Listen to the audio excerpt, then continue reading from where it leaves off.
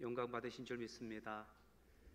주님 사랑하는 마음으로, 주님 기대하는 마음으로 예배 자리에 나온 우리 모두에게 우리 하나님께서 복 주시길 바랍니다. 이 시간 하나님께서 우리에게 주신 말씀은 구약 성경 시편 34편 15절로 22절입니다. 구약 성경 826쪽 시편 34편 15절로 22절 말씀입니다.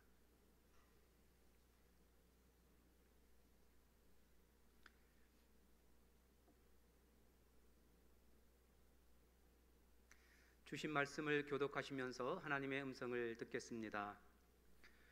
여호와의 눈은 의인을 향하시고 그의 귀는 그들의 부르짖음에 기울이시는도다. 여호와의 얼굴은 악을 행하는 자를 향하사 그들의 자취를 땅에서 끊으려 하시는도다. 의인이 부르짖음에 여호와께서 들으시고 그들의 모든 환난에서 건지셨도다. 여호와는 마음이 상한 자를 가까이 하시고 충심으로 통회하는 자를 구원하시는도다. 의인은 고난이 많으나 여호와께서 그의 모든 고난에서 건지시는도다. 그의 모든 뼈를 보호하심이여 그 중에서 하나도 꺾이지 아니하도다. 악이 악인을 죽일 것이라. 의인을 미워하는 자는 벌을 받으리로다. 여호와께서 그의 종들의 영혼을 속량하시나니 그에게 피하는 자는 다 벌을 받지 아니하리로다. 아멘. 우리가 즐겨 시청하는 뉴스를 보면은 좋고 좀 마음이 따뜻한 기사보다는 좀 부정적인 기사가 많은 것을 볼 수 있습니다. 그래서 미디어 역사에서 저널리즘은 좋은 뉴스는 뉴스가 아니며 나쁜 뉴스가 뉴스다라고 정의한 바 있습니다. 하버드 대학 토머스 패터슨 정치학과 교수가 2016년 미국의 대선을 보도한 기사를 쭉 분류해서 긍정 기사와 부정 기사 그 비중이 어떤가를 봤더니 긍정과 부정의 기사의 비율이 29대 71이었다고 합니다. 그만큼 부정적인 기사가 훨씬 더 많았지요. 언론이 이렇게 부정적인 뉴스를 더 많이 보도하는 이유는 딱 한 가지입니다. 그래야 더 많이 보고, 그래야 더 잘 팔리고, 그래야 더 자극적이기 때문입니다. 요즘 우리나라도 대선 전국에 서서히 들어가면서 각 정당 대선 후보들끼리 토론도 하기도 하고 서로 이제 또 이렇게 공방도 벌리는데 주로 언론에 보도되는 것을 보면 대부분 다 네거티브 공방입니다. 그래서 각 후보들이 상대 또 경쟁 후보에 대해서 좋지 못한 것들을 흠집을 내서 언론에 알려주면 언론은 또 우리 기회에 언제든지 좋지 않는 그런 기사를 내보내게 되어 있습니다. 그래서 그것을 볼 때 우리의 마음이 좀 씁쓸하지요. 언론이 긍정 기사보다는 부정 기사를 더 비중 있게 다루고 있는데 오늘 본문을 잘 살펴보면 의인과 악인이 나오는데 감사하게 마음이 따뜻하게도 의인에 대한 기사가 훨씬 더 본문에 더 많습니다. 그래서 하나님께서 악인을 벌하시고 심판하기보다는 의인을 어떻게 구원하시는가, 어떻게 건지시는가, 어떻게 응답하시는가 이런 말씀들이 우리를 따뜻하게 합니다. 악인에 대한 하나님의 다루심은 16절과 21절 단 2절인데 비해 의인을 구원하시고 건지시는 것은 6절이나 할애하고 있기 때문에 그렇습니다. 여러분 이것이 무엇을 말씀해 주고 있습니까? 우리 하나님의 관심은 악인에게 있는 것이 아니고 의인에게 있다는 것입니다. 아멘. 하나님은 악인을 어떻게 벌 주실까, 어떻게 심판하실까 궁리하기보다도 하나님의 자녀, 하나님의 백성들을 어떻게 건지시고 그 하나님의 백성에게 어떻게 응답하실까 더 연구하시는 분인 줄 믿습니다. 아멘. 예, 우리 하나님은 하나님의 자녀에게 관심이 더 많습니다. 잠시도 눈을 떼지 않고 귀를 닫지 아니하시고 계속해서 우리에게 주목하시며 우리에게 응답하시기를 원하신 줄 믿습니다. 아멘. 그래서 여러분 우리가 생활하다 보면 하나님을 믿지 않고 세상의 양육방식, 권력에 따라 살아가는 사람들이 훨씬 더 잘 되는 것 가끔 보지요. 또 믿음이 있다고 하지만 그럼에도 예배드리고 하나님을 섬기는 것보다도 세상 이런 방법과 가치관에 따라가는 이런 또 주위의 분도 많이 보지 않습니까? 그런데 그분들이 더 훨씬 잘 되고 승승장구하는 것을 볼 때에 우리 마음에 때로는 참 불편한 그런 원망도 생기거든요. 그러나 오늘 본문을 통해서 하나님의 관심과 우리 하나님은 어디에 집중하고 계시냐 하면 믿음의 자녀들, 하나님의 백성들, 의인을 더 집중하고 계시다는 것을 생각하시고 그런 분들 원망하거나 불평하기 전에 살아계신 하나님께서 나에게 가기를 원하시는 믿음의 길을 묵묵히 걸어가는 우리가 되시기 바랍니다. 아멘. 하나님은 의인에게 더 집중하시고 더 큰 관심을 가지고 계시는데, 그렇다면 오늘 본문에서 의인은 누구를 가리키고 있습니까? 여러분 의인이십니까? 네. 본문에서 말씀하고 있는 의인은 아무 흠이 없고 완전 무결한 그런 사람을 가리키는 것이 아닙니다. 성경에서 의인은 비록 본인에게 흠이 있고 죄가 있지만 자신의 약함과 또 허물과 죄를 인정하고 하나님께 나와서 하나님께 은혜를 구하는 자입니다. 우리는 예수 그리스도를 믿어 모든 죄와 허물에서 우리 용서받고 사죄의 은혜를 받은 하나님의 백성이지 않습니까? 아멘. 그래서 그 믿음 가지고 주 앞에 나왔습니다. 이제는 이전에 따라가던 죄의 욕심 다 벗어버리고 하나님 더 따라가겠습니다. 아멘. 믿음으로 예배드리겠습니다. 하나님의 말씀대로 순종하겠습니다. 이 마음 가지고 나왔지 않습니까? 아멘. 그래서 이 시간 예배하는 우리가 하나님 앞에 의인인 줄 믿습니다. 아멘. 오늘 본문은 바람직한 의인의 삶에 대해서 말씀해주고 있습니다. 하나님의 백성으로서 하나님이 인정하시는 사람으로서 내가 어떻게 살아가야 되는가, 이 지침을 본문에서 말씀해주고 있습니다. 첫 번째, 하나님께 부르짖는 자에게 하나님은 응답하심을 알려주고 있습니다. 우리 15절 말씀을 같이 읽겠습니다. 여호와의 눈은 의인을 향하시고 그의 귀는 그들의 부르짖음에 기울이시는도다. 아멘. 여호와의 눈은 의인을 향하고 있습니다. 여러분, 하나님의 눈이 어떻게 생겼는지 아십니까? 하나님은 눈이 없으십니다. 여러분, 하나님의 귀는 또 어떻게 생겼는지 아십니까? 하나님은 귀는 없습니다. 우리 하나님은 순수한 영이시기 때문에, 완전한 영이시기 때문에 눈도 없고 코도 없고 귀도 없으신데, 이 본문에서 표현하기를 하나님의 눈, 여호와의 눈이 의인을 향하시고 또 귀 기울이신다, 이렇게 표현하고 있지요.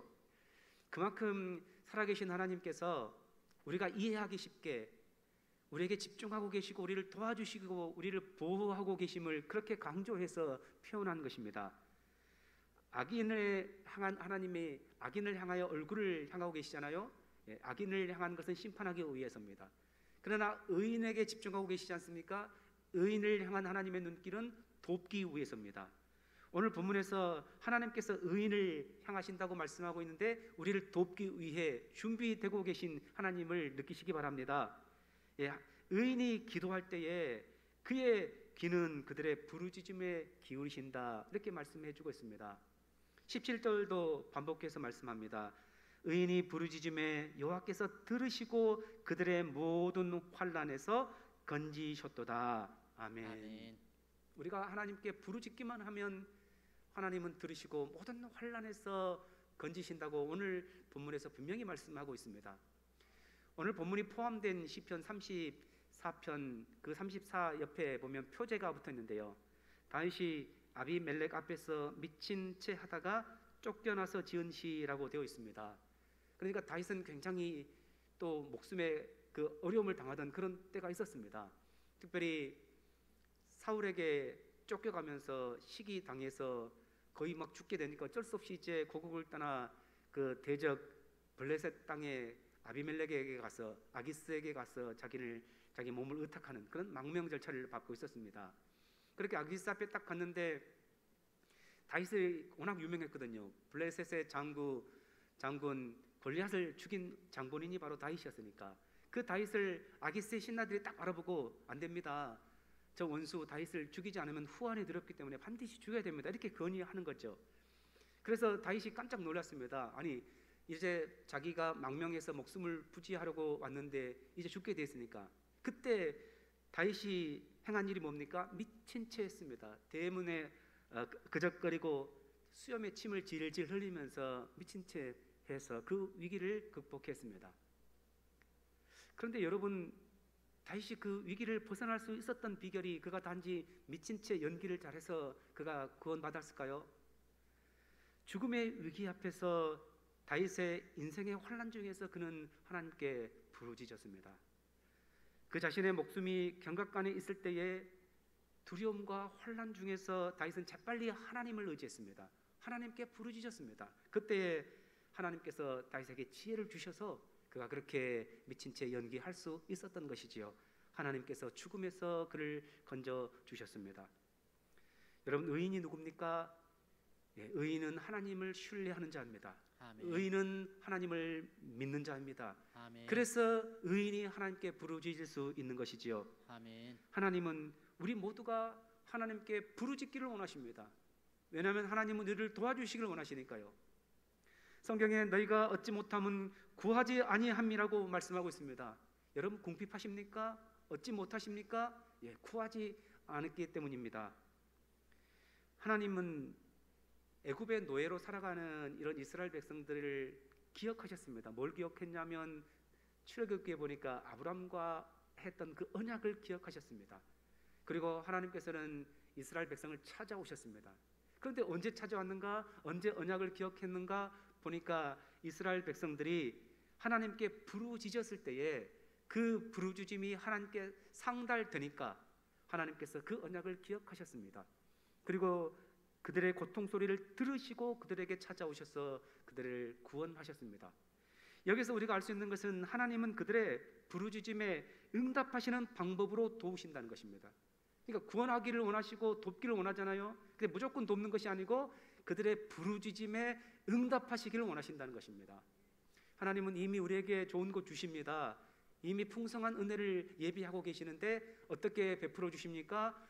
구하는 것에 응답하시는 방법으로 주십니다. 아멘. 그러니까 우리가 어떻게 해야 됩니까? 구해야 됩니다. 아멘. 부르짖어야 됩니다. 아멘. 살아계신 하나님은 준비하고 계시는데 우리가 구하지 않기 때문에, 얻지 못하면 구하지 않기 때문이라고 성경이 말씀하고 있습니다. 사사기를 요즘에 제가 개인적으로 읽고 있는데 보면은 사사기에 많은 이런 패턴이 있는데 뭐냐면 범죄하고 하나님이 그들에게 벌 주기 위해서 대적을 붙이시고 곤고하고 어려울 때 그들이 또 하나님께 부르짖으면 하나님께서 구원자 사사를 세워주신다, 그런 내용입니다. 계속해서 패턴이 이렇게 반복되고 있습니다. 그들이 범죄할 때마다 하나님께서 그들이 끔찍이도 싫어하는 이웃 대적들을 보내서 그들을 괴롭게 하는데, 그런데 꼭 그들의 이 대적 때문에 고통스럽고 힘들어서 하나님께 부르짖기만 하면 곧바로 하나님은 구원자 사사를 또 세워주더라는 것이죠. 사사를 세우는 이유가 뭡니까? 예, 그들을 구원하기 위해서 응답의 수완으로 그들을 세우신 것이죠. 여러분, 하나님의 마음은 우리가 어려울 때, 환난 때, 모든 상황에서 하나님께 부르짖기를 원하십니다. 아멘. 그리고 우리가 부르짖으면 즉시 응답해 주십니다. 아멘. 그래서 여러분, 주 앞에 이것을 확신했으면 좋겠습니다. 내가 부르짖으면 하나님께서 응답하시고 나를 두려움에서 건져주신다. 내가 기도하면 하나님께서 들으시고 나를 환난에서 건져주신다. 내가 하나님께 기도하면 하나님은 나를 돌보시고 내 대적에서, 내 모든 문제에게서 나를 건져주신다. 이 확신이 우리에게 있기를 바랍니다. 아멘. 나를 돌보시며 나의 부르짖음에 간구하시며 응답하시는 하나님 만나는 우리 모두 되기를 바랍니다. 아멘. 두 번째, 하나님은 마음이 상한 자를 가까이 하신다고 말씀합니다. 우리 18절 말씀을 같이 읽겠습니다.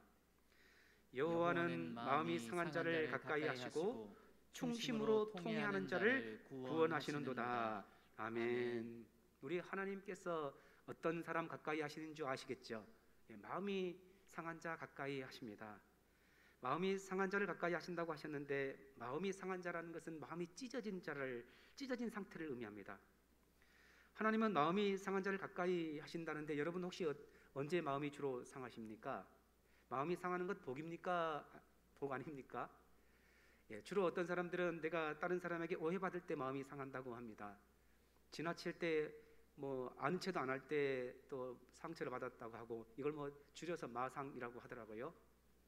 그리고 또 어떤 사람들은 자녀 때문에 마음이 많이 속상하다고 이렇게 말합니다. 그런데 오늘 본문에서 말하는 것은 그런 개인적이고 인간적인 것 말고 하나님의 사람으로서 그 느끼는 그 마음이 상한 이런 것을 의미합니다. 시편 119편 19절 20절입니다. 나는 땅에서 나그네가 되었사오니 주의 계명들을 내게 숨기지 마소서. 주의 규례들을 항상 사모함으로 내 마음이 상하나이다. 오늘 하나님의 사람의 마음이 왜 상합니까? 하나님의 계명 진리의 말씀을 너무너무 사랑했습니다. 그런데 그 하나님의 말씀이 가끔 깨달아지지 않아요. 하나님께서 자기에게 그 말씀의 비밀들을 숨기는 것만 같습니다. 그때 마음이 너무 상합니다. 하나님 앞에 나왔는데 하나님의 마음을 잘 모르겠어요. 하나님이 말씀을 하시는 것 같은데, 듣기는 들은 것 같은데 내 영혼이 울림이 없습니다.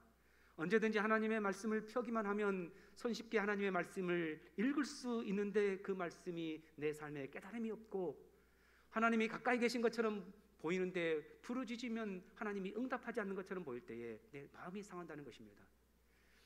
여러분, 살아계신 하나님께서 말씀하시는데, 하나님이 계속해서 말씀하시는데 깨닫지 못하는 것이 얼마나 속상한 것입니까? 하나님 말씀이 들려지지 않습니다. 말씀이 깨달아지지 않습니다. 하나님 말씀이 깨달아지지 않습니다. 제 속이 상합니다. 하나님 은혜가 제게 다가오지 않습니다. 제 속이 상합니다.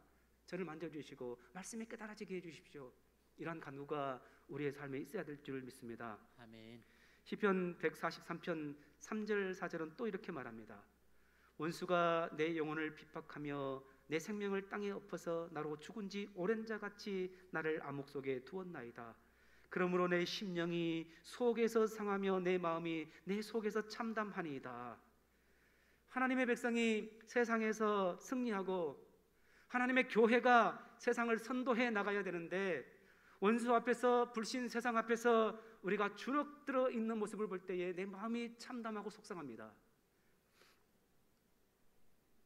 여러분, 그렇다면 오늘을 살아가는 우리의 마음이 더 속상해야 되지 않습니까? 계속해서 우리가 기도도 하고 또 주 앞에 또 부르짖기도 합니다만은 우리의 관심, 세상의 관심이 온통 코로나19예요. 그래서 거의 1년 7, 8개월 동안 전 세계가 코로나에 갇혀서 지나고 있습니다. 그래서 심지어 교회조차 이제 코로나에 갇혀서 예배도 마음껏 드리지 못하는 이런 시대가 계속되고 있지 않습니까? 우리는 마음껏 함께 모일 수 없습니다. 함께 교제할 수가 없습니다. 그리고 그동안 보이던 분들이 지금 1년 내내 보이지 않는 분들이 수두룩하게 있습니다. 그분들 다 어디 간 것입니까? 코로나에 갇혀서 꼼짝도 하지 못하는 이런 믿음의 모습들. 우리 교회 학교는 또 어떻습니까? 숫자가 반토막 난 지 오래됐습니다. 회복이 되지 않습니다. 이런 모습을 볼 때에 우리는 주님 앞에 마음을 상하면서 상한 마음 가지고, 주님 어느 때 이때가 끝납니까? 주님, 이렇게 참담한 우리의 형편을 불쌍히 여겨주옵소서. 하나님, 속히 정상적인 예배 드리게 해주십시오. 이렇게 상한 마음 가지고 주 앞에 나올 수 있기를 바랍니다. 아멘. 하나님은 물론 내 개인의 어려움 때문에 내 상한 마음 위로해 주십니다. 그때도 우리 하나님은 안아주시고 등 두드려 주실 것입니다. 그러나 하나님의 사람으로서 하나님의 교회와 그리고 하나님의 나라를 위해서 속상해하면서 그렇게 기도할 때에 우리 하나님께서 가까이 하시면서 우리에게 하나님의 비밀을 알려주시고 위로해 주신 줄 믿습니다. 아멘. 그리고 우리는 하나님께 통회하는 마음으로 나가야 합니다. 하나님은 충심으로 통회하는 자를 구원하신다고 성경은 말씀하고 있지요. 이것은 하나님께 예배하는 자세를 우리에게 말씀해 주십니다. 여러분, 충심으로 통회하는 자, 의인의 다른 표현입니다. 의인이 어떤 자였습니까? 죄인이었습니다. 그런데 하나님께서 용서해 주시고 구원해 주셨지 않습니까? 그런데 우리가 하나님 앞에 나갈 때마다 내 본연의 자세를 잊어버릴 때가 참 많습니다.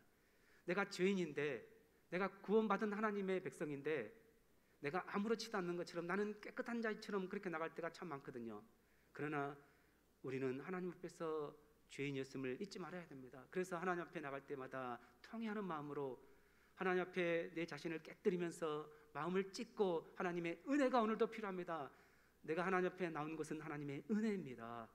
통회할 때에 우리 하나님께서 우리를 불쌍히 여겨주신 줄 믿습니다. 아멘. 다윗은 그 누구보다도 하나님 앞에 사죄의 은혜를 받은 사람이었습니다. 그래서 시편 51편 17절은 이렇게 고백하지요. 하나님께서 구하시는 제사는 상한 심령이라, 하나님이여 상하고 통회하는 마음을 주께서 멸시하지 아니하시리이다.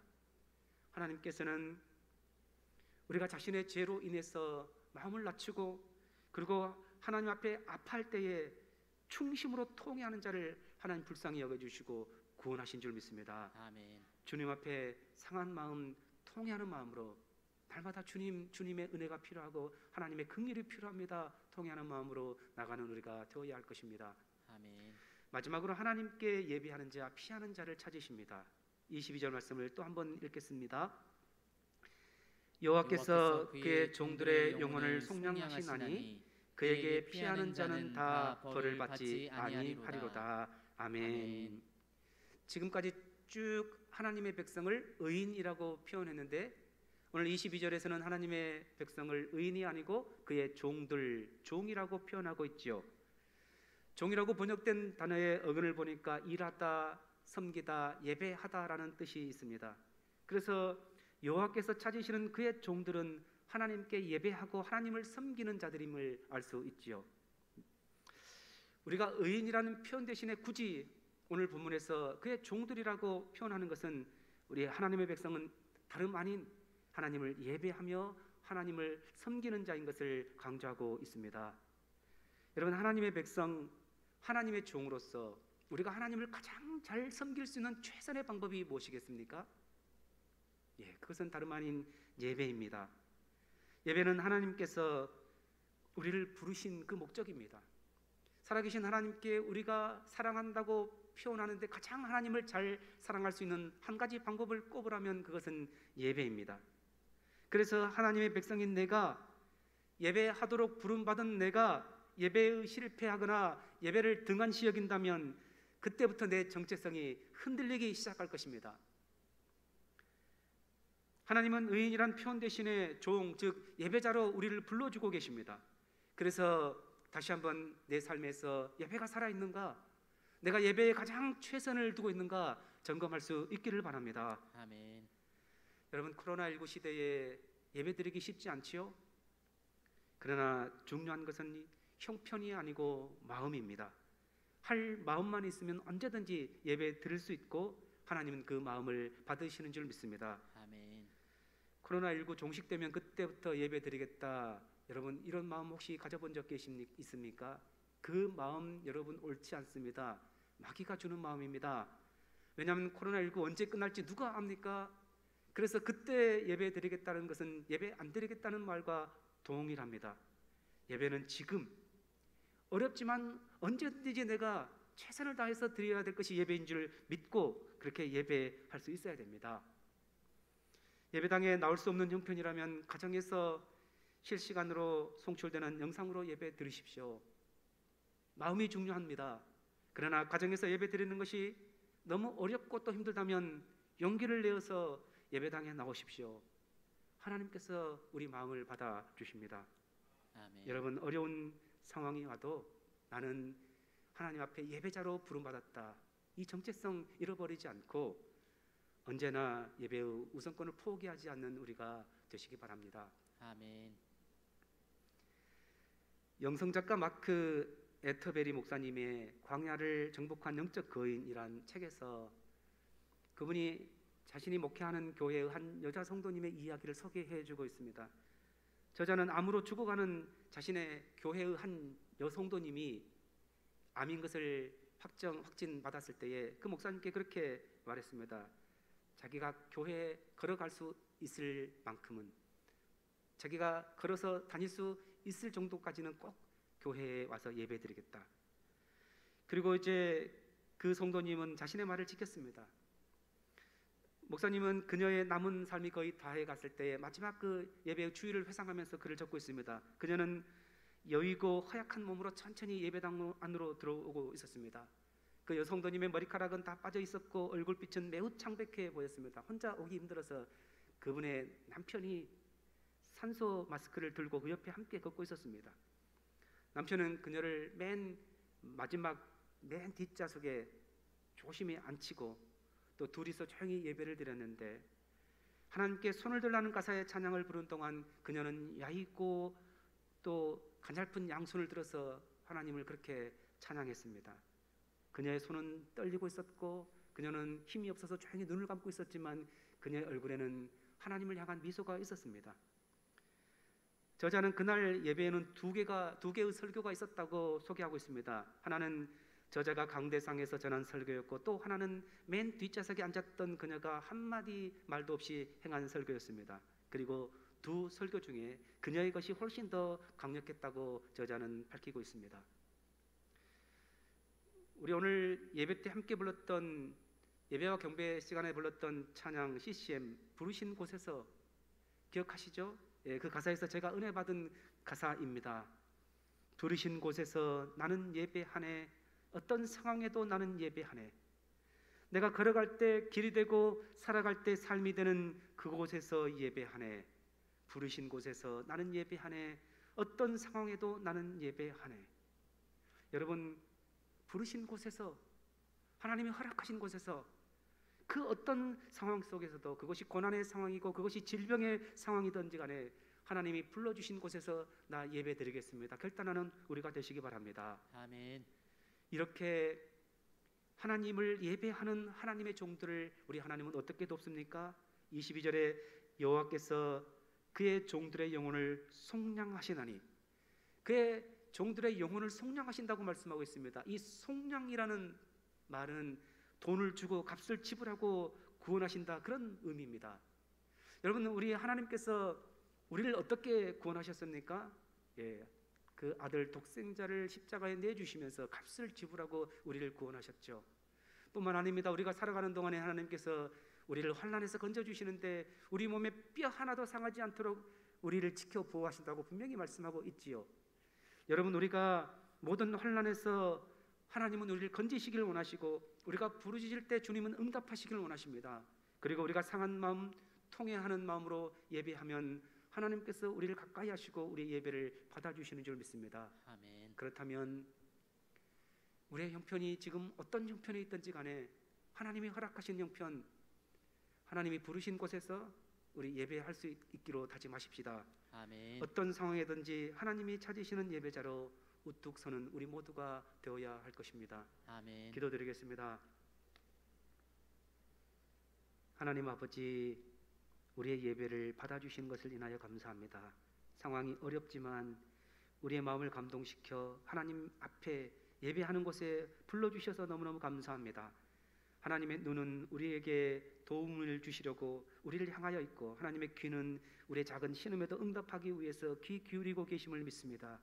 이렇게 좋으신 하나님, 모든 고난과 환난에서 건져주시는 하나님을 송축하며 예배하며 찬양하는 우리 되게 하여 주옵소서. 주 앞에 나올 때마다 통회하는 마음, 상한 마음 가지고 나와서 하나님 앞에 간구하는 우리 모두 되게 하여 주옵소서.